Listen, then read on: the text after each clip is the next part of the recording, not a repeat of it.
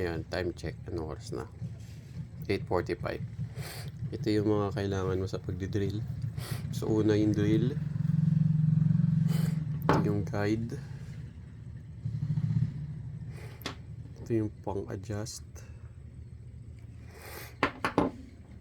Ito yung handle. Yung drill.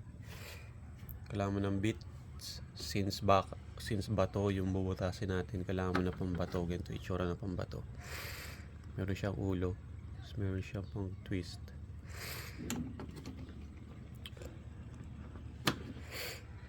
Ito mas malaking bato yan eh. Hindi natin kailangan yan. Ganito yung standard. Tapos kailangan mo ng torque screw. Different size yan. Tapos kailangan mo ng something na ibubutas. Yung ikakabit. So sa example ko ito. Yung switch sa